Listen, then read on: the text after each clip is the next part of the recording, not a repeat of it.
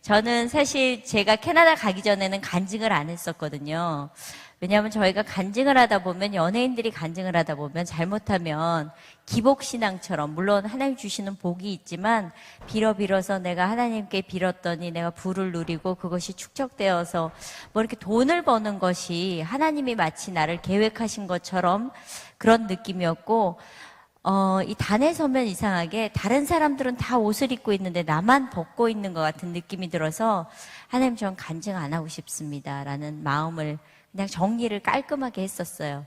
그런데 캐나다 갔다 와서 제 삶이 바뀌고 나서 간증이 너무 많이 들어오는 거예요. 그래서 하나님, 이 간증에 대해서 하나님 나한테 명확하게 말씀해 주십시오. 그랬을 때 하나님 저한테 주셨던 말씀이, 다윗이 언약궤를 들고 갈 때 정말 기뻐 춤췄잖아요.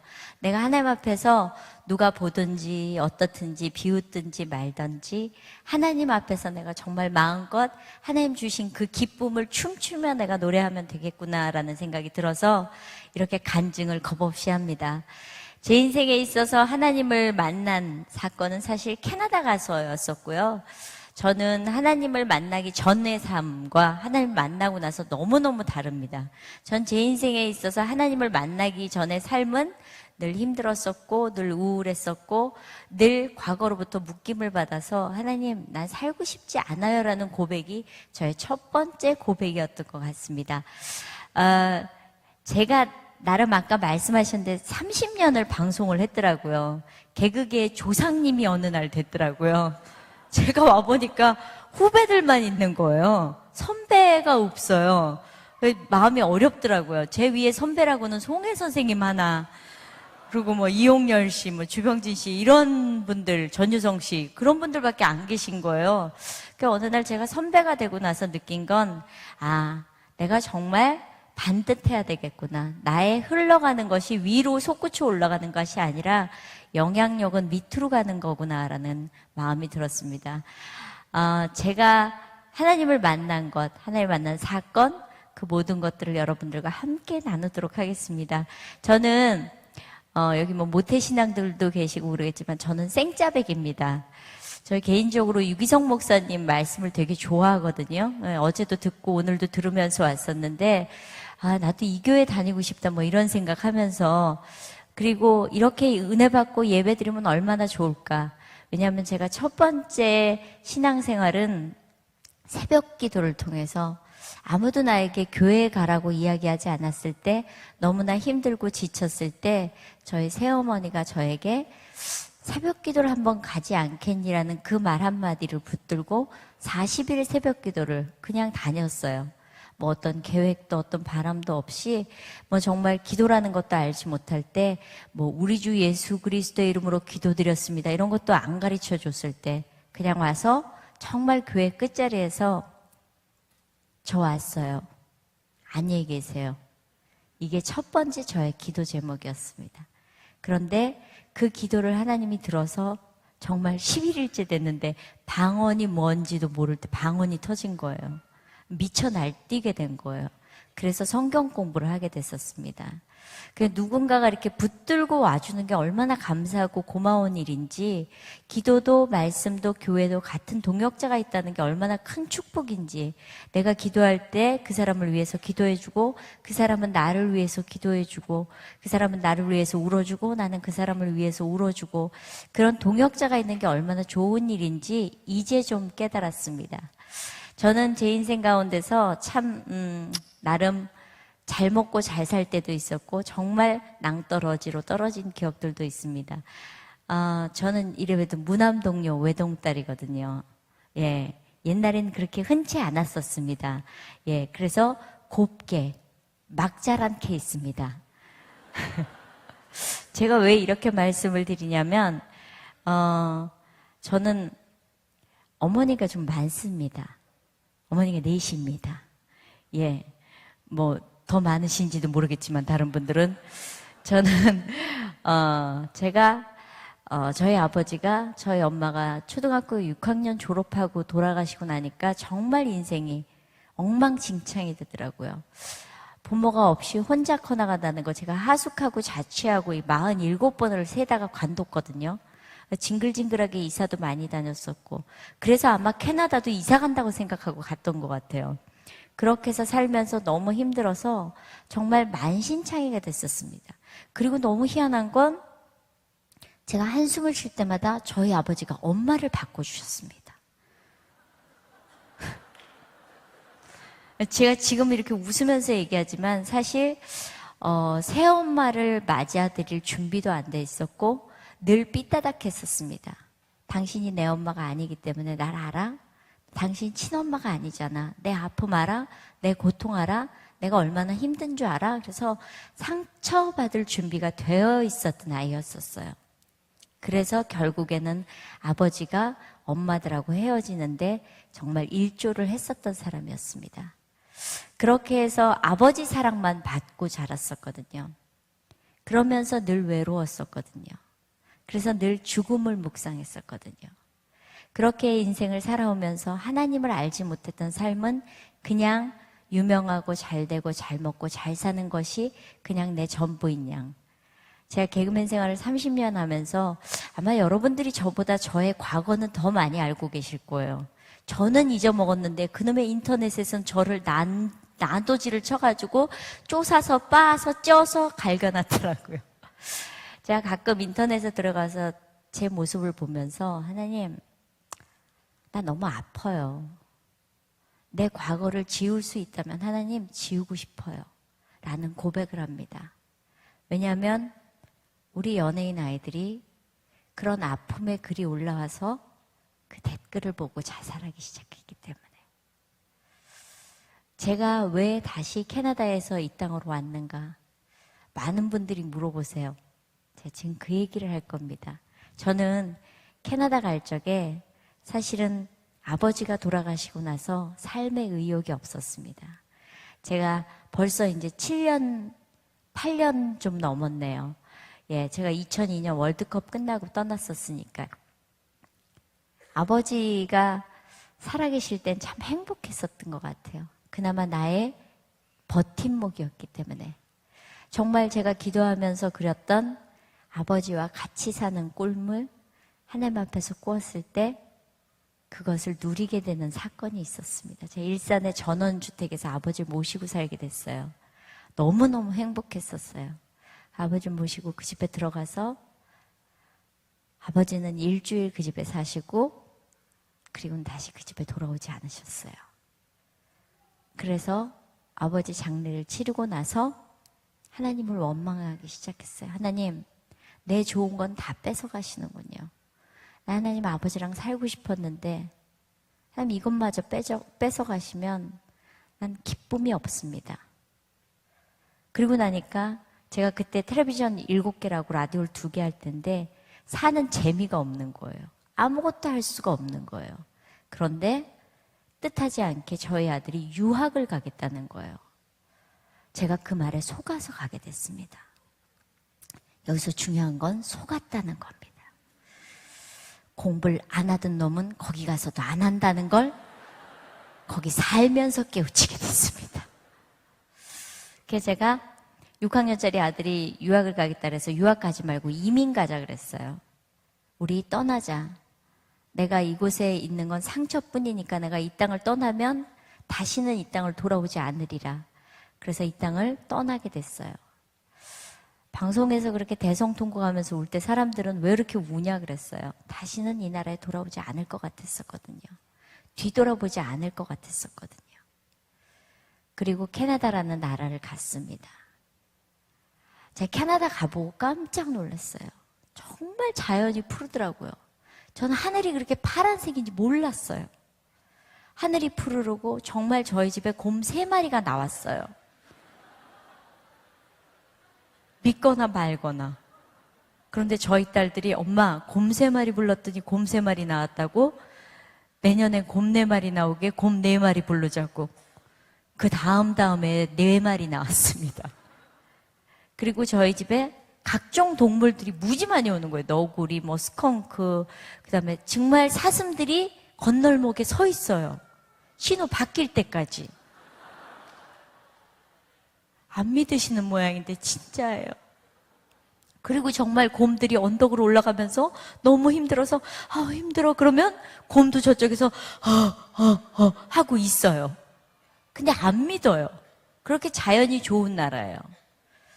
제가 캐나다에서 7년 살다가 한국에 오니까 적응이 잘 안 되는 거예요. 왜냐? 제가 캐나다에서 9시 반에 잤거든요. 근데 여기 오니까 9시 반이 활동 시간이에요. 그리고 캐나다는 밤이 밤이고 낮이 낮이거든요. 한국에 오니까 밤이 낮이에요. 그리고 밤이 너무 휘황찬란한 거예요. 저희가 처음에 이사 와서 저희 딸이 잠이 안 온대요. 왜 그러냐 그랬더니 엄마 너무 밝다는 거예요. 불빛이 너무 화려해서. 그렇게 해서 캐나다로 떠났는데 정말 자연이 아름다웠었어요. 정말 행복했었어요. 정말 아이들이 마음껏 엄마를 부른다는 것만으로 기뻤었어요. 그런데 제 안에 상처가 있어서 딱 한 가지 문제가 있었어요. 그게 바로 그 공부하겠다는 아들과의 관계였었어요. 제가 나름 얌전하게 생겼죠. 개그맨 같지 않죠. 근데 제가 욕을 좀 해요.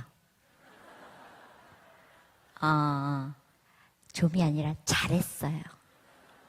굉장히 욕을 맛있게 해요. 그리고 욕을 하다 보면 욕을 안 하면 이렇게 밥을 먹고 입을 안 헹군 것 같은 느낌이 들어요. 욕이 몸에 밴 거예요. 그게 왜 욕을 하게 되나 제가 가만히 생각해 봤더니 제 안에 상처가, 제 안에 쓴뿌리가 토해낼 때 욕을 하더라고요. 여러분들 중에서도 혹시 바깥에서 멀쩡한데 집에서 욕을 하거나 폭언을 하거나 집어던지거나 뭐 소리를 지르거나 이런 분들은 내 안에 분노가 있다고 생각하시면 돼요. 제가 그렇게 욕을 했어요. 누구한테? 그 아들한테. 보통 욕의 기본이라는 단에서 이런 얘기는 그렇지만 이런 미친놈, 이런 정신 나간 놈, 이런 도라이, 이런 강아지 뭐 이런 욕 있잖아요. 강아지 말고 있죠. 그 욕을.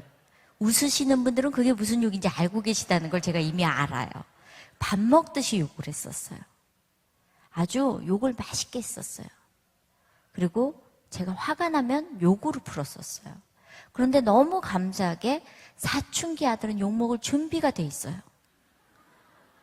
컴퓨터를 하면서 엄마한테 욕이 그리워서 기다리고 있었어요. 저희 아들이 컴퓨터를 하고 있는데 제가 그날도 늘 욕을 했었으니까 야 나와. 아이씨 컴퓨터 하고 있잖아. 나와 이 새끼야. 뭐 이러고 욕을 했어요. 그게 습관처럼. 그리고 제 안에 분노는 아이들한테 폭발하더라고요. 바깥에서 너무 멀쩡하고. 그런데 그렇게 공부를 안 하는 놈이 제가 아이들한테 공부 스트레스를 좀 안 줬었거든요. 근데 진짜 공부를 안 하더라고요. 안 주면 할 줄 알았어요. 안 하더라고요. 그러면 제가 뭐라 그랬겠어요? 야, 공부 안 하고 그렇게 살다가 거지 된다 이 새끼야. 제가 그러고 그랬었어요. 말을 막 했었어요. 애한테 막 찔러댔었어요. 욕을 아주 많이 했었어요. 그리고 사춘기 아들하고 엄청 싸웠어요. 너무 꼴보기 싫으니까. 전 인생이 생방송이라고 생각하고 사는데 걔는요 9시 반에 학교인데 10시에 가요. 내가 뭐라 그랬겠어요? 야, 제 학교에서 전화가 오잖아요. 거기는 학교에서 전화가 와요. 네 아들 오늘 학교 안 왔다고.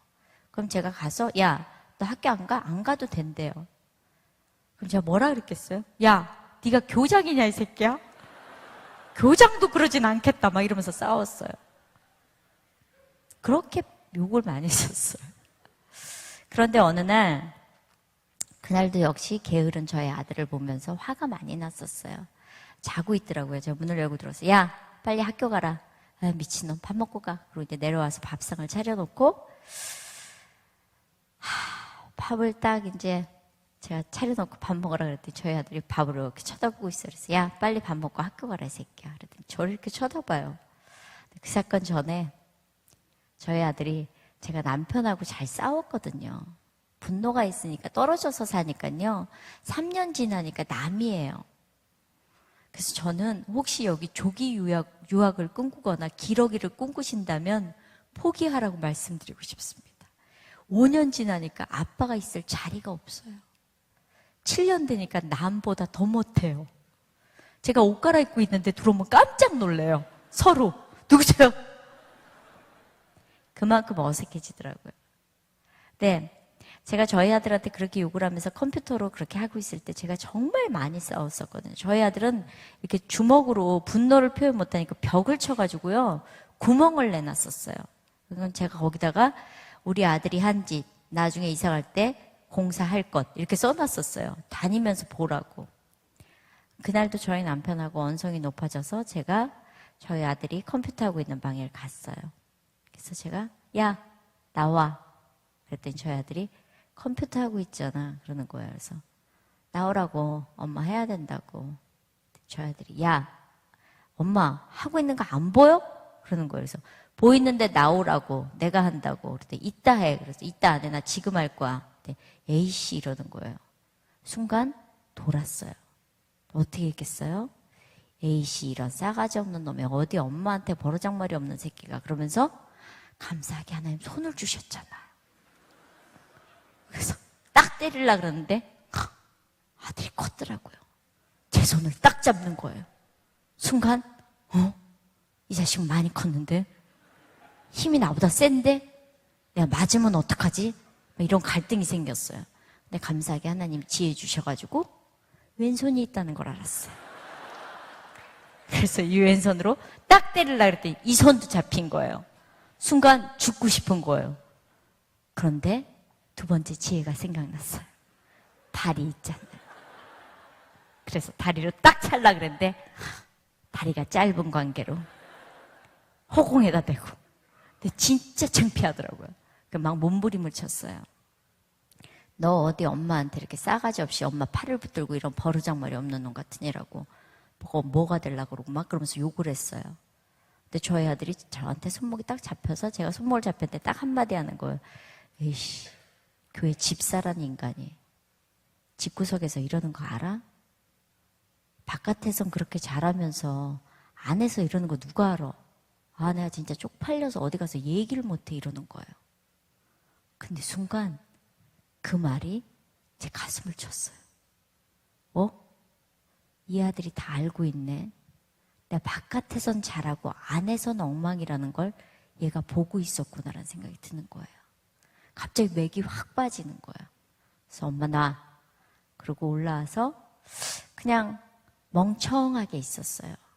하나님 아들이 다 컸네요라고만 얘기하고. 그리고 나서도 새벽 기도를 다녔어요. 아침에 새벽 기도 가고 낮에는 욕하고 아침엔 새벽 기도 가서 기도하고 낮에는 욕하고. 제가 뭐 때문에 새벽 기도를 다녔겠어요? 아들 바꿔달라고. 전 단에 올라가서 매일 불 딱 꺼지면 올라가자마자 무슨 기도를 했냐면 하나님 난요 우리 아들 이 새끼 때문에 살 수가 없어요. 하나님 얘 내가 안 낳았을 거예요. 하나님 애가 혹시 바뀌지 않았을까요? 하나님 얘를 바꿔주든지 절 바꿔주든지 하나님 바꿔주세요. 집에 오면 안 바뀐 거예요.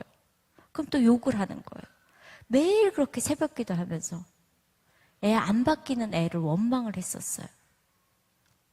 그런데 그날도 새벽 기도 갔다 와서 그런 일이 있었거든요. 아이가 얼마나 한심하게 저를 봤겠어요. 그런데도 안 바뀌었어요. 그 다음날 아침에도 새벽 기도 갔다 와서 늦게 일어난 아들을 보면서 문을 열고 들어가서 하나님 여전히 안 바뀌었어요. 한심한 새끼. 저 뭐가 되려고 그러죠? 그리고 나서 아침밥을 차려놓고 저희 아들이 학교를 갔는데 제가 물을 갖다 놓으면서 야, 밥 먹고 학교 얼른 가. 아유, 날쌘 놈. 뭐가 되려고. 날 샜다 이 새끼야. 미친놈. 그리고 딱 뒤돌아섰는데 하나님 저에게 한 말씀 하셨어요. 네 아들 네가 말한 대로 만들어줄까. 제가 그 말을 듣는 순간 너무 두려웠어요. 내가 17년 동안을 아들한테 욕을 했었는데 아들이 내가 말한 대로 만들어졌다면 저희 아들은 피 흘리면서 죽었어야 되고요. 정신이 나가서 바깥에 개가 돼 있어야 돼요. 그 생각을 하니까 너무 두려운 거예요.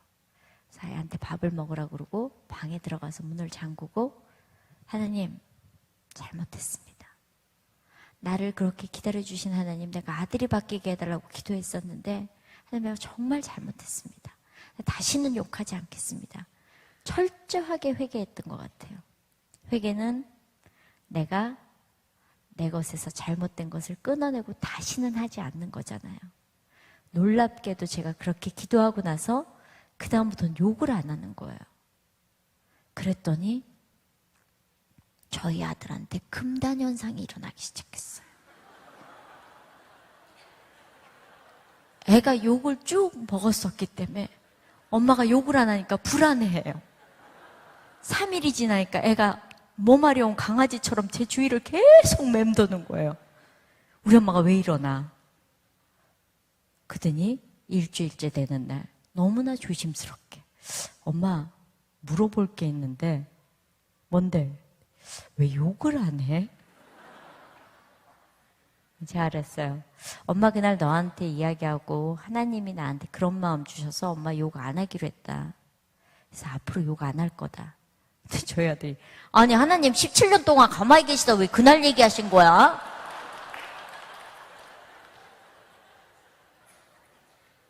제가 알았어요. 하나님이 나에게 늘 옆에서 말씀하시는데 내가 교만했었다. 성경에 귀 있는 자가 듣는다는 건 겸손해지고 내가 들을 준비가 되어 있을 때 하나님 말씀하시는 게 들리더라. 내가 그것을 이제 깨달았다. 저희 아들이 2층으로 올라가면서 저희 딸 둘한테, 좋겠다 니들은 욕 안 먹고 커서. 그러더니 놀라운 일이 일어나기 시작했어요. 저희 딸한테, 야 오빠 밥 먹으라 그래라. 그랬더니 저희 딸이 올라갔다 오더니, 엄마 큰일 났어. 왜? 오빠가 공부를 해.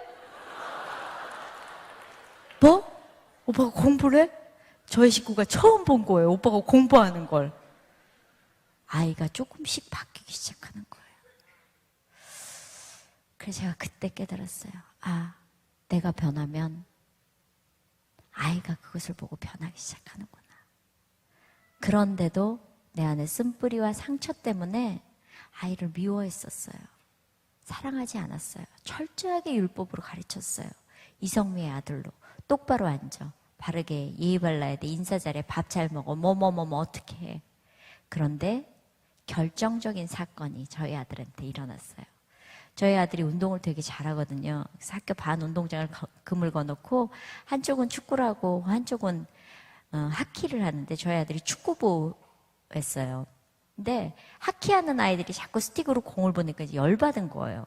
그래갖고 축구공을 이렇게 놓고 있다가 제일 깐죽거리는 아이한테 발로 해가지고 탁 뒤통수에다 찬 거예요. 그런데 그 캐네디언 아이가 뒤를 딱 돌아다 와서 정면으로 축구공을 맞은 거예요. 그러니까 열받아서 저희 아들한테 와서 멱살을 잡았어요. 밀고 당기고 밀었는데 그 아이가 브레이드를 타고 있어서 뒤로 넘어지면서 바닥에 아스팔트에 머리를 다치면서 순간 뇌진탕으로 혀가 말려 들어간 거예요. 저희 아들이 혀를 꺼냈더라고요. 그러고 나니까 저희 아들은 교장실에 갇히게 되고 캐네디언 아이들 3명은 딱딱딱 증인할 아이들을 방에다 해놓고 경찰하고 앰뷸런스가 와서 앰뷸런스로 아이는 실어가고 저희 아들은 그렇게 갇혀 있었어요. 전 그것도 모르고 어떤 일을 보고 있는데 저 아는 엄마가 전화가 왔어요. 저기 아들한테 전화 안 왔어? 그래서 안 왔는데? 그랬더니 그럼 됐어. 그러고 끊는데 느낌이라는 게 있잖아요. 왜? 그랬더니 아니야 전화 안 왔으면 됐어 그러는 거예요. 그래서 무슨 일인데? 그랬더니 아니야 그러더라고요. 그래서 제가 다시 전화를 걸어서 무슨 일인데 얘기해봐. 그랬더니 아예 아들한테 전화 안 왔으면 됐어 그러는데 전화를 끊고 났는데 저희 아들이 문자를 했어요. 엄마 죄송합니다. 저한테 일이 생겼는데 제가 처리할게요. 하는 순간 불안이 왔어요. 아이한테 무슨 일이 생겼구나.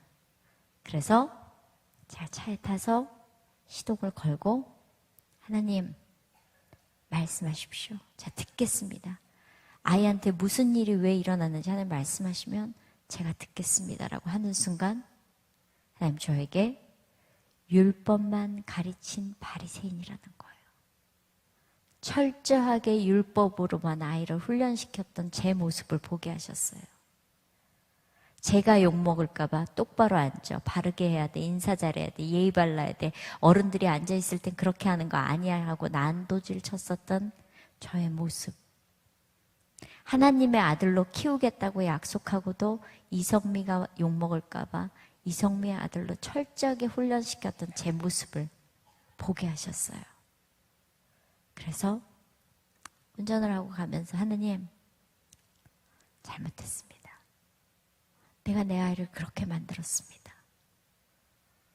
하느님, 내가 아들 사랑하면서 살겠습니다. 용서해 주십시오. 그리고 40분을 기도하고 갔어요. 기도하고 와서 딱 학교에 도착했더니 선생님 한 분이 나오시더니 저한테 너희 아들은 감옥에 가게 될 거고 너희는 이 나라에서 추방당할 거고 다시는 이 나라에 못 들어올 거다라고 딱 명확하게 얘기하는 거예요. 그래서 알았다, 내가 책임지겠다 라고 이야기하고 이렇게 돌아보는데 교장실에서 저희 아들이 잠깐 바람을 쐬러 나온 거예요. 그런데 이렇게 난간을 붙들고 하늘을 보면서 한숨을 푹 내쉬는데요. 얼굴이 하얗게 질려 있는 거예요. 근데 제가 그 아이를 보는 순간 하나님, 내가 저 아이를 저렇게 외롭게 만들었어요. 내가 저 아이를 저렇게 몰아붙였다라는 생각이 드는 거예요. 너무너무 가슴이 아픈 거예요. 그리고 있는데 교장 선생님이 저보고 들어오래요. 그래서 저, 교장 선생님, 그 학교 가디언, 그 다음에 저희 아들, 경찰 이렇게 5명이 앉게 됐어요. 근데 경찰이 저보고 넌 너무 럭키하다는 거예요. 왜 그러냐 그랬더니 이 3명의 캐네디언 아이들이 저희 아들이 때린 게 아니라 밀었는데 뒤로 넘어져서 브레이크를 타고 있는데 뒤로 넘어져서 뇌진창으로 잠깐 쓰러진 거다라고 이야기한 거예요. 다 똑같이. 그래서 나라에서는 처벌을 하지 않겠대요. 학교에선 처벌받겠지만. 그리고 있는데 무전기가 왔어요. 그 쓰러졌던 아이가 깨어나서 저희 아들이 처벌받지 않았으면 좋겠다고. 그래서 학교에서 14일 정학만 맞고 저희 아들이 집으로 오게 됐어요. 집으로 왔는데 그날은 아무것도 못 하겠는 거예요. 기운이 없어서. 완전 맥이 빠지더라고요. 그래서 그 다음날 아침에 일어나서 아이한테 뭘 해줄까? 밥을 맛있게 해줘야 되겠다. 그래서 밥을 맛있게 차렸어요. 그리고 저희 아들 보고 와서 밥을 먹으라 그랬어요. 애가 내려오더니 밥상을 보더니 밥을 못 먹어요. 너무 잘 차려놓은 거야. 우리 엄마가 그런 엄마가 아닌데. 그러니까 얘가 난 이 밥을 먹으면 떠나야 되는구나. 우리 엄마가 마지막 밥상을 이렇게 멋지게 차려놓은 거구나. 그런 마음으로 입을 못 대는 거예요. 그래서 밥 먹고 올라와. 그때 저희 아들이 밥을 먹고 제 방으로 들어왔어요. 여러분들이 놀러와서 보셨던 사건이 그 사건이에요. 저희 아들 왔길래 앉아. 그리고 제가 무릎을 꿇었어요. 그리고 용서를 빌었어요. 엄마 미안하다. 엄마 그동안에 너 많이 미워했었다. 그리고 엄마 너 사랑 없이 키웠었다. 그래서 이런 일이 있었던 것 같다. 내가 그 용서를 지금 받고 싶다. 근데 저희 아들이 대성통곡을 하는 거예요. 엄마, 내가 얼마나 힘들었는 줄 알아? 엄마 나한테 칭찬 한번 해줘봤어? 엄마 나한테 잘한다고 이야기해 준 적 있어? 잘하는 건 당연하다고 생각했고 못하는 것만 엄마 나 뭐라 그랬었잖아. 엄마가 나한테 언제든지 한 번이라도 나한테 잘한다고 이야기했었으면 이런 일 없었을 것 같아. 근데 할 말이 없는 거예요. 그래서 그냥 붙들고 아이를 붙들고 울었어요. 엄마 용서해라. 그러고 그냥 둘이 안고 꺼이꺼이 울었어요. 그렇게 해서 한참을 울고 저희 아들은 저희 아들 방으로 가고 전 제 방에서 앉아서 하나님 감사합니다. 그리고 나서 그 다음날 새벽 기도를 가는데 아침에 나가는 순간 뭐 시커먼 게 나와요. 이게 뭐야? 나 나도 새벽기도 따라가려고. 왜? 하나님 살아계셔. 그게 뭔 소리야? 엄마 바뀐 거 보니까 하나님 확실히 살아서 역사하시는 분이셔. 그날부터 저희 아들이 새벽기도를 저랑 같이 다니기 시작했어요. 정말 그렇게 해서 새벽기도를 같이 가면서 같이 찬양하고 같이 기뻐하고 같이 예배드린 거 너무너무 행복한 거예요. 근데 어느 날 저희 아들이 새벽기도를 갔다가 오면서 엄마, 나 하나님이 부르셔. 하나님 부르셔? 하나님 다 불러. 나도 처음에 교회 가서 얼마 안 있을 때 하나님 나한테 사랑하는 내 딸아 해서 난 어디서 들어보지도 못한 사랑하는 내 딸아 내 들었어? 너도 그거야? 그랬더니 아니 그런 과가 아닌 것 같아. 그래서 아니야 그거야. 그랬더니 아이 엄마 나 하나님 일을 해야 돼. 당연히 하나님 일 해야지. 하나님 아들인데 됐어. 그랬더니 그게 아니라 엄마 목회를 해. 야 목회 남은 아니야? 너 멀리 갔다 오버하지 마. 더 기도해봐. 그러면서 속으로 기뻤어요. 우리 아들이 드디어 명품이 되어가는구나라는 생각에. 그런데 한 달 뒤에 저희 아들이 기도하더니 엄마 나 아무래도 목회해야 될 것 같아. 그래서 지금 목회 공부하고 있어요.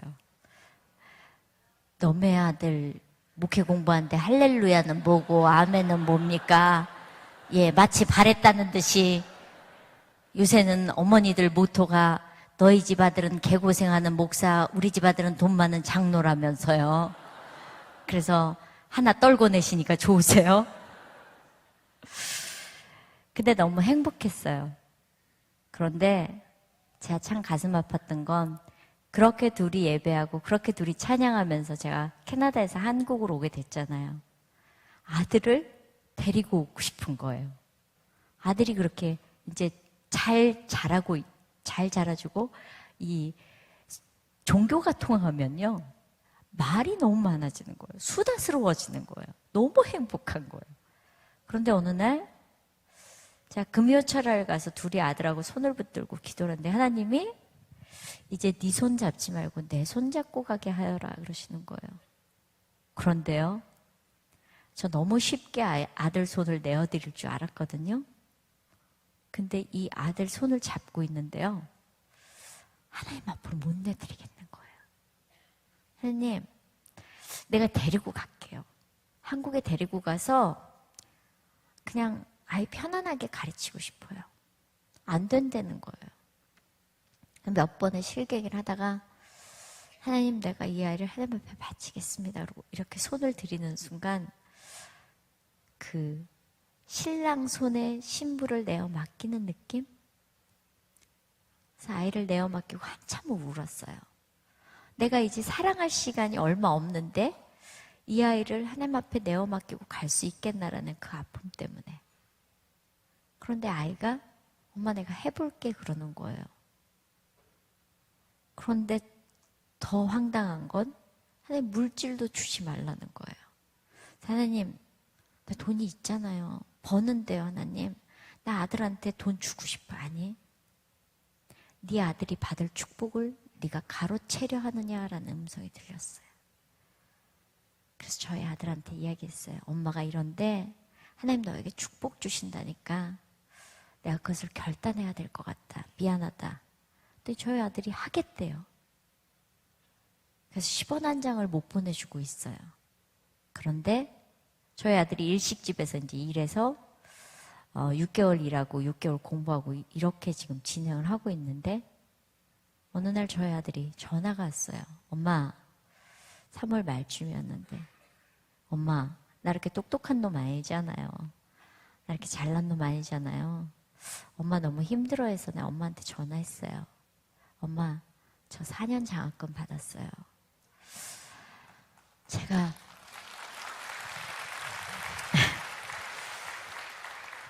한 일이 아니고 다 위에서 하신 거기 때문에 하나님께 영광의 박수를 사실은 너무 감사했어요. 그리고 기억났어요. 하나님 저에게 하셨던 네가 네 아들이 받을 축복을 가로채려 하느냐.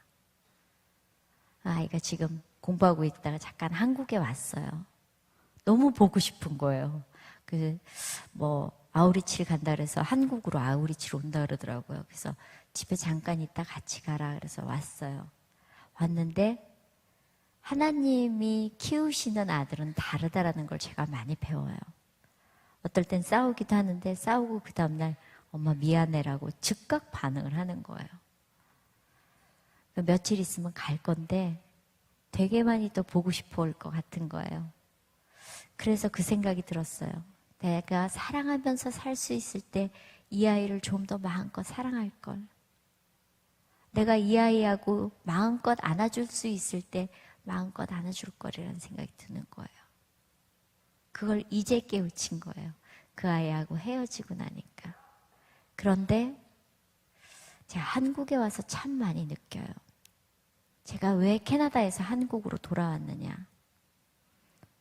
캐나다는 다 좋은데요. 영어가 안 돼요. 전혀 말을 잘하잖아요, 한국말을. 그러니까 외국 가면 영어도 잘할 줄 알았어요. 근데 시간이 지나면 지날수록 캐나다 사람들이 무서운 거예요. 처음에 가서는 뜻하지 않은 보험을 3개 들었어요. 그래서 제가 전화했어요. 이게 무슨 일이냐고. 그랬더니 네가 예스 3번 했대요. 그래서 1년을 보험을 제가 그냥 눈물을 머금고 들었어요. 그리고 제일 화가 나는 건 내 권리를 찾을 수가 없는 거예요. 싸우고 싶은데 싸울 수가 없어요. excuse me 하고 2번 파든 그럼 됐다야 파든 양파든. 그리고 제일 화가 나는 건 병원이에요. 아마 병원 가서 속 터져 죽은 놈도 있을 거예요. 우리는 왜 병원 가면 즉각 하잖아요. 거기는 패밀리 닥터 갔다 거기서 중간병원 갔다 중간병원에서 조금 더 큰 데 갔다 더 큰 데에서 조금 아주 큰 데로 갔는데 1년 걸려요. 명 짧은 놈은 가다 죽을 것 같아요. 그렇게 답답하더라고요. 그리고요, 저희 아들이 여기 골맞었어요. 그래서 병원에서 작은 병원에서 큰 병원 그렇게 해서 돌았는데요. 너무 급해서 한국에 와서 째고 들어갔어요. 한 달 뒤에 전화 왔어요.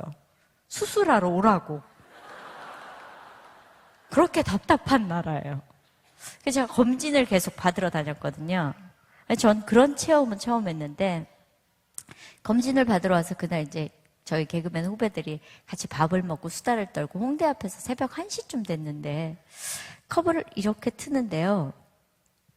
술에 취한 여학생이었어요. 청바지 입고 티셔츠를 입은 여학생이 그 호프집 앞에 이렇게 널브러져 있는 거예요. 그런데 예수님이 그 아이를 떠안고, 그건 우는 게 아니라 이 가슴이 뻑뻑한 거예요. 그래서 제가 그 아이를 보면서 하느님, 나 돌아오겠습니다. 저 한 아이를 살릴 수 있다면 내가 정말 이 땅이 싫다고 떠났던 이 땅, 이 자리에 다시 돌아오겠습니다라고 기도하기 시작했어요. 그리고 캐나다에 돌아가서 준비했어요. 한국에 돌아올 준비를. 막 가만있어 봐, 애들 학교를 어떻게 하고 집은 어떻게 하고 이런 정리를 하고 있는데 하나님 뭐 하네요. 그래서 하나님 가라 그래서 제가 정리하고 있어 그랬더니 그냥 있으라는 거예요. 기도하면서. 제가 1년 6개월을 그 말씀을 듣고 나서 기도했어요. 근데 정말 하나님이 저를 이끌어 가시는 게 느껴지는 거예요. 근데 짐도 다 붙이고 정리가 됐는데요. 오기 일주일 전에 갑자기 오기 싫은 거예요. 내가 지금 있는 이곳이 너무 좋다는 생각이 드는 거예요. 그래서 하나님, 죄송한데 없었던 걸로 하겠습니다. 내가 그냥 내 아이들 잘 키우고 얘네들을 하나님 내가 선교사로 세우겠습니다. 하나님. 그러니까 못 들은 걸로 해주십시오. 근데 하나님 저한테 2가지 중에 하나를 고르래요. 나랑 갈래? 혼자 살래? 그래서 하나님 잘못 들으신 것 같은데 여기서 하나님하고 같이 살겠다고요. 근데 하나님이 아니래요. 둘 중에 하나를 고르래요. 나랑 갈래? 혼자 살래? 내가 뭐라 그랬겠어요? 들어오서 같이 간다 내가. 내 인생 혼자 살면서 얼마나 피곤했는데 하나님 없이 어떻게 살아내. 더러워서 간다. 그러면서 배운 게 있어요. 내가 누리는 것, 내가 안주하는 것에서 끊어내고 다시 떠난다는 건 정말 힘든 일이라는 걸 배웠어요. 물론 많은 것을 가지진 않았지만 내가 아이들하고 행복하게 살았던 그곳을 끊어내고 오는 게 되게 힘들더라고요. 그런데 하나님이 저에게 고난이 축복이라는 마음을 주셨어요. 내가 그렇게 아무렇지도 않게 이사를 다녔던 것들이 이거 하나 못하겠는가라는 생각으로 바뀌었어요. 기쁜 마음으로 정말 오겠다고 해서 이 땅에 오게 된 거예요. 근데 와서 보니까 한국은 아이들이 너무 힘들어요. 애들이 공부를 그렇게 열심히 하더라고요. 안 되는 공부를. 그렇게 막 애들이 1시까지 어딜 가더라고요. 막 아침에 6시인가 7시부터 학교 가가지고 학교 끝나고 나면 야자하고 야자 끝나고 막 학원 가고 막 애가 버스에 막 취해가지고 왔다 갔다 하면서 막 애들이 그렇게 막 병들어가지고 애들이 하얘. 근데 결정적인 건 공부를 못해. 그럼 엄마가 뭐라 그래요? 야, 너 왜 이렇게 누굴 닮아서 그러냐? 내가 그렇게 돈을 벌어가지고 내가 얼마나 고생하는데 넌 도대체 누굴 닮아가지고 내가 학원을 그렇게 똑같은 걸 보냈는데 넌 누굴 닮았냐? 자세히 봐봐. 누구 닮았나? 나랑 똑같아. 그러고요. 어딜 가나 1등은 하나예요. 잘 보세요. 그런데 애들을 똑같은 기계 속에다 넣어서 똑같이 만들려고 그러잖아요. 막 안 되는 애들. 우리 정말 솔직하게 한번 생각해보고 오늘 그럼 이렇게 자리도 널널하니까 성적순으로 한번 일어나서 앉아볼까요? 전 그럼 일단 교회 당 안으로도 못 들어오는 사람이에요. 모든 게 성적에 맞춰져 있잖아요. 모든 기준이. 공부 잘해? 아이들이 얼마나 스트레스를 받겠어요. 요새 아이들 욕을 잘하는 게 스트레스 방법, 표현 방법이잖아요. 근데요, 우리 학교 다닐 때 가만히 제가 생각해 보면요, 공부 못하는 애들은요, 일단 책상 앞에 앉으면 할 게 많아요. 책상 정리를 해야 되고요. 책상 정리하다 보면 서랍 정리를 해야 되고요. 서랍 정리를 하다 보면 뒤에 옷이 걸려있는 게 마음에 안 들어서 옷 정리를 해야 되고요. 옷 정리를 하다 보면은 이불이 걸거쳐서 이불 빨래를 해야 돼요.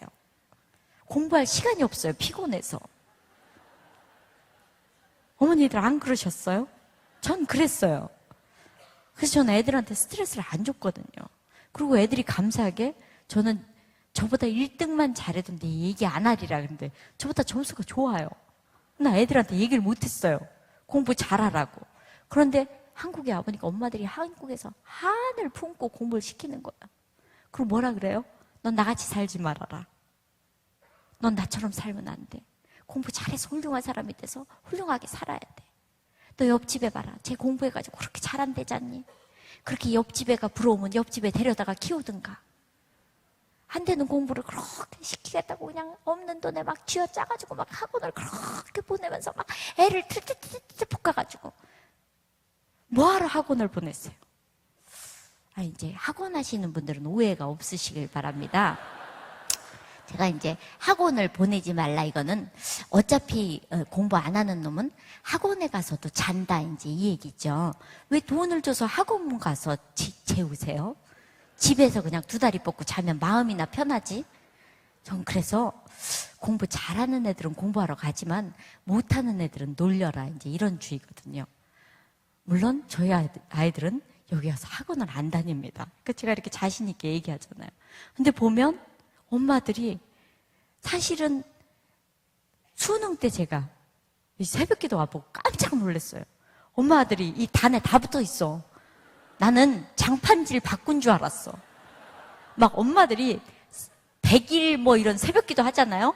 그러면 엄마들이 여기 어디 구석에서 십자가 여기 위에 있으니까 못 올라가지? 여기 위에도 붙을 엄마들이야. 막 그래가지고 앉아가지고 이렇게 보면은요, 막 무릎을 꿇고 아버지 감사합니다. 주여 믿습니다. 막 이러면서 기도하는데 자세히 들어보잖아요. 그럼 하나님 믿습니다. 저희 딸이 이번에 수능을 보는데 하나님 이번에 시험을 잘 붙게 해가지고 좋은 학교 붙게 해주시면 하나님 제가 헌금을 이빠이 하겠습니다. 주님 믿습니다. 막 이러면서 막 그러면은 이쪽에 있는 아줌마가 어머 저 옆에 있는 봐라 주여를 3번 불러서 5번 불러야지. 지야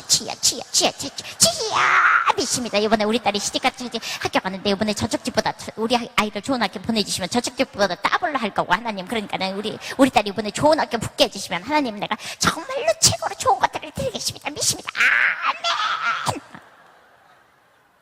아멘. 죽기 살기로 막 하나님 피곤하실 거야. 그래서 우리 아이가 대학 떨어지면 하나님 우리를 버리신 건가요? 그렇게 해서 아이들이 좋은 학교를 가는 거, 그것이 목적이 되어버렸잖아요. 저희 아들이 사실은 좋은 학교 가기를 원했어요. 인류대학을 가고 싶어 했었어요. 그래서 어디다 원서를 냈었어요. 근데 안 됐어요. 그러면서 저한테 엄마 좋은 학교 가고 싶었는데 인류대학 가고 싶었는데 엄마 안 돼서 미안해요. 엄마한테 좋은 선물 주고 싶었는데. 근데 제가 그랬어요. 네가 생각하는 인류학교에 가서 네가 3류면 그 학교 3류야.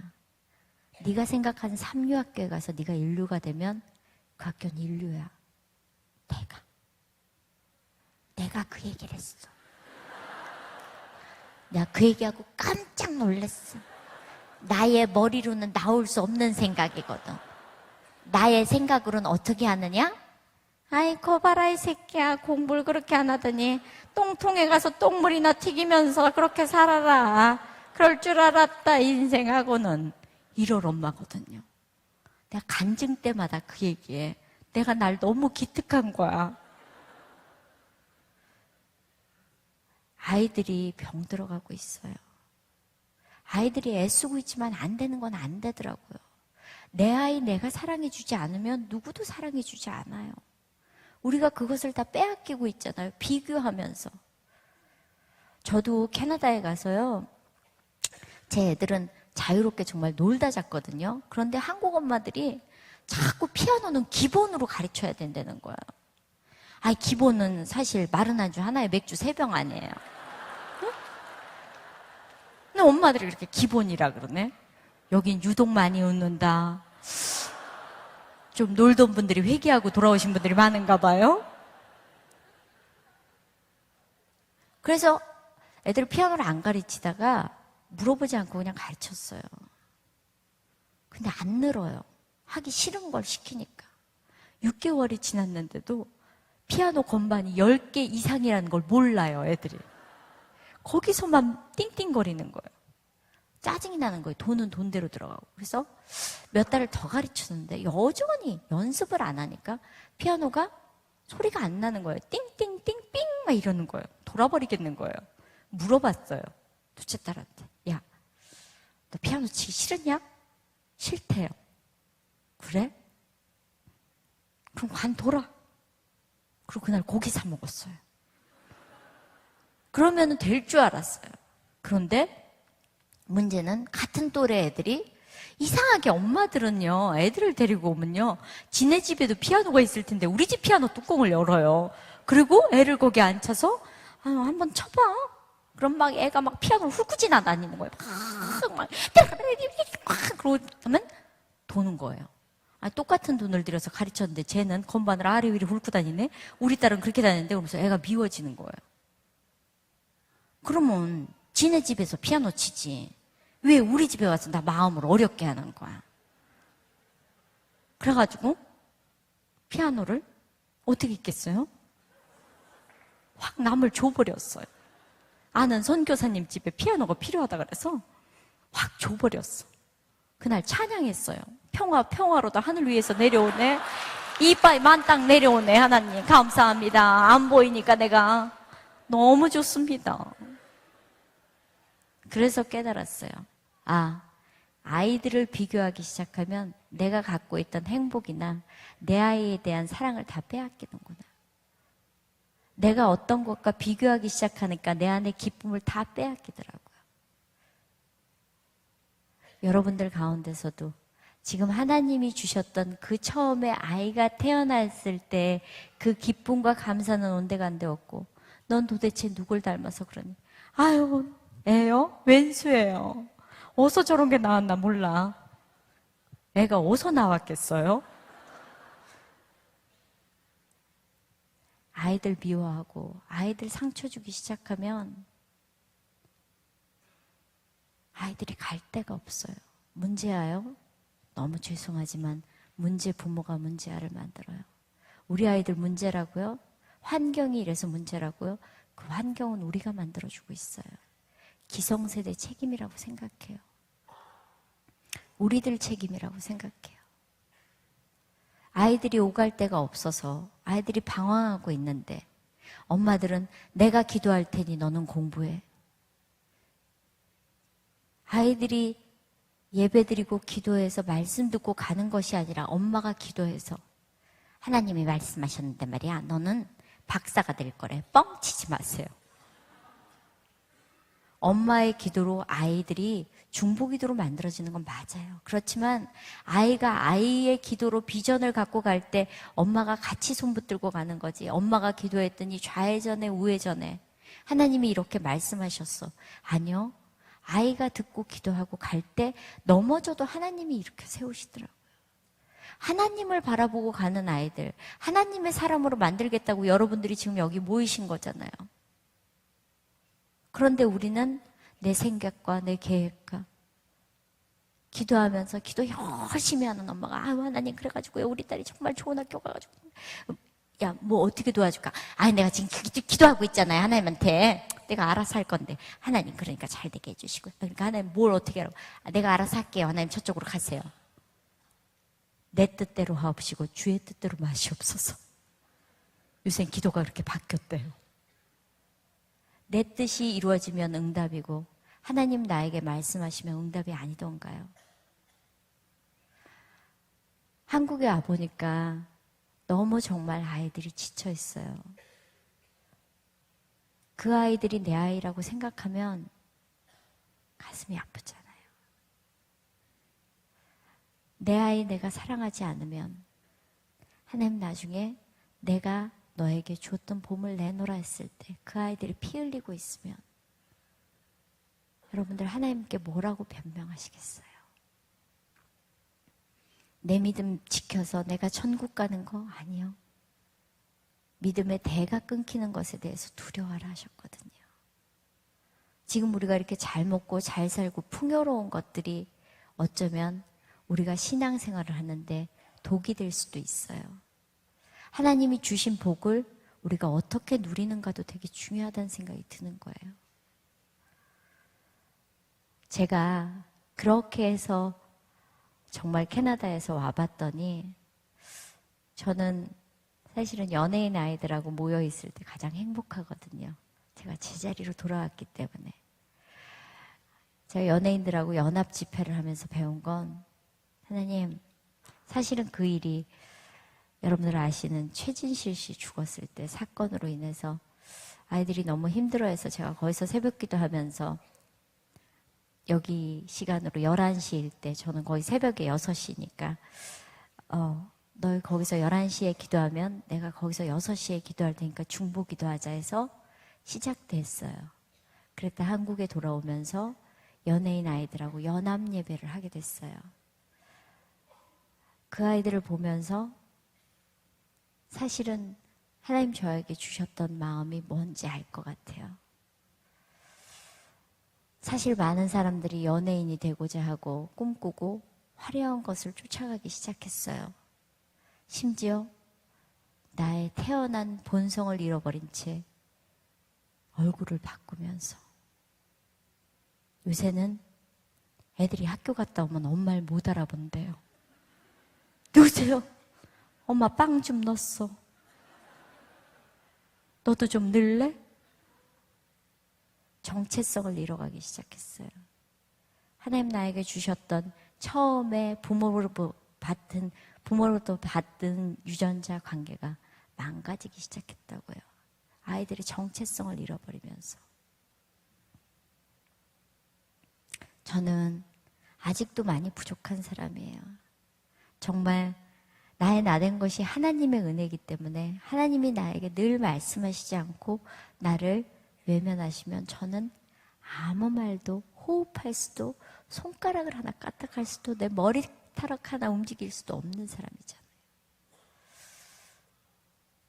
그런 저에게 하나님 하나하나 가르쳐 주셔서 여기까지 왔거든요.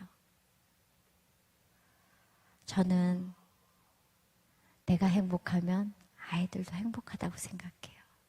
아이들이 행복하면 저도 행복해요. 그것이 가정이라고 생각해요. 제가 캐나다에 가서 7년을 살고 와보니까 아이들을 데리고 혼자 떠나는 것, 아버지를 기러기 아빠로 놔두는 것, 아이들을 혼자 유학 보내는 것 아니라는 것을 배워왔어요. 가족은 지지고 볶아도 같이 있었으면 좋겠다. 어느 날 정말 품 안의 자식이 떠나니까 좀 더 일찍 알았더라면 이라는 생각이 드는 거예요. 여러분들이 오늘 오시면서 많은 기도 제목들 갖고 오셨을 거고 하나님 앞에서 몸부림도 치실 거고 나는 왜 이럴까라는 생각도 많이 하실 거예요. 제가 그랬었어요. 하나님, 나는 내 인생이 싫습니다. 빨리 데리고 가주세요. 그런데 지금은 하나님, 내가 하루라도 하나님 일을 열심히 하고 싶습니다. 왜냐하면 하나님께 받은 사랑이 너무 크기 때문에. 나의 힘들었던 세월들, 나의 고난의 세월들, 나의 어려웠던 세월들, 하나님은 그것을 들어서 쓰신다는 걸 배웠거든요. 많은 분들이 성경 속의 인물들 중에 좋아하는 인물들이 다윗처럼, 모세처럼, 요셉처럼 다 최고의 인물들, 바울처럼 이런 사람은 없어요. 세례 요한처럼 만들어낸 이런 사람, 이런 기도 잘 못 들어본 것 같아요. 다 다윗처럼, 요셉처럼 이런. 저도 그런 사람이었었어요. 하나님, 저도 모세처럼 써주십시오. 그런데 어느 날 성경을 보면서 제가 존경하는 인물이 바뀌었어요. 하나님, 구레네 사람 시몬처럼 살겠습니다. 예수님이 십자가를, 피 흘린 십자가를 지고 가실 때 아무도 그 옆에 없었습니다. 그런데 유일하게 구레네 사람 시몬은 떠밀려서건 억지로건 예수님의 피 흘린 십자가를 잠깐이라도 졌습니다. 하나님, 누군가 아프고 피 흘려 상처낸 사람이 있다면, 내가 그 십자가를 대신 질 수 있다면 하나님, 내가 그 삶을 살고 싶습니다. 이 고백은 제가 50이 돼서 했던 고백입니다. 저는 제 인생에 많이 힘들었던 시간들을 보내면서 많은 원망과 많은 아픔과 많은 슬픔이 있었습니다. 그런데 하나님은 그것들을 통과해서 축복을 주셨고 그것으로 인해서 깨우쳤습니다. 하나님, 내가 그 아팠던 기억들을 다른 아이가 겪지 않도록 안아주겠습니다. 하나님, 그 아이가 피 흘리고 있다면 내가 대신 피 흘릴 수 있습니다. 라는 고백입니다. 아직은 많이 부족하고 많이 작은 자입니다. 그러나 하나님 앞에서는 맏딸처럼 살고 싶습니다.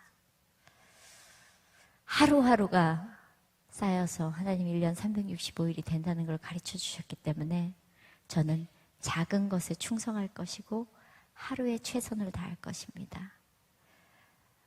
많은 분들이 기도하고 계시겠지만 저희 연예인들 위해서 기도 많이 해주십시오. 저희가 연합예배한 지 1년 반 됐고요. 유기성 목사님한테도 졸라서 저희 예배 와달라 그래서 사실은 이 자리까지 오게 됐습니다.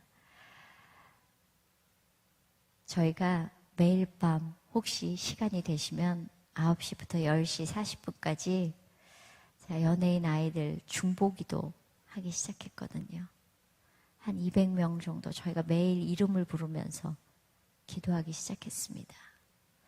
여러분들도 시간이 되시면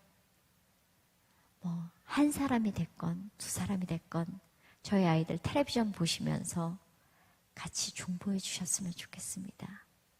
기도가 쌓여야 하나님 그 일을 행하실 때 훨씬 더 빨리 하실 거라고 믿습니다. 저는 저희 연예인 아이들을 위해서 다시 그 아이들에게 믿음이 들어가고 말씀이 들어가서 온전히 세워지기를, 하나님이 세우시기를 바라는 사람입니다. 저희가 그 연예인 기도 연합 예배하면서 타이틀이 있어요. 하나님 주신 마음. 하나님은 한 명의 예배자를 찾습니다. 그게 바로 당신입니다. 라는 게 저희 연예인 예배 타이틀입니다. 저희 아이들이 한 명이 바로 서면 청소년들에게 끼치는 영향으로 그 아이들로 인해서 하나님의 아들, 딸로 많이 변화받을 거라고 믿습니다. 그 아이들을 위해서 기도 많이 해주셨으면 좋겠고요. 부족하지만 제가 이 자리에서 이렇게 간증할 수 있게 해주신 하나님이 너무너무 감사하고요. 제가 한 것이 아니라 하나님이 이 모든 것을 하셨습니다. 그래서 너무너무 감사하고요. 그리고 제가 받은 마음은 십자가의 복음이 아닌 것은 복음이 아니라는 거. 우리가 십자가 없이 그리스도를 이야기할 수 없고, 그리고 부활 없이 우리가 그 믿음을 이야기할 수 없다는 거. 그것을 하나 배웠습니다. 십자가 없는 교회가 있지 않도록. 저희가 이제 김용희 선교사님, 박보영 목사님, 유기성 목사님 이렇게 모셔서 저희가 예배를 하는데 그분들의 공통점이 십자가의 복음이더라고요. 근데 정말 저는 온누리교회를 다니거든요. 예, 그러면서 배운 건 하나님 십자가 붙들고 가겠습니다. 좁은 길 가겠습니다. 그리고 이 길을 따라오는 그 친구들을 위해서 내가 죽겠습니다라는 게 저의 고백입니다. 부족한 저의 신앙 간증 들어주셔서 감사하고요. 저는 이렇게 간증했지만 저에게 무슨 일이 일어날지, 어떤 사건이 일어날지 저는 아무것도 모릅니다. 그러나 그것을 통해서 하나님 저를 더 단단하게 만드신다면 열심히 하나님 앞에서 기도하고 가겠습니다. 우리 연예인 아이들 위해서 기도 많이 해주시고요. 끝까지 하나님께 모든 것들을 드리면서 물러가겠습니다. 감사합니다.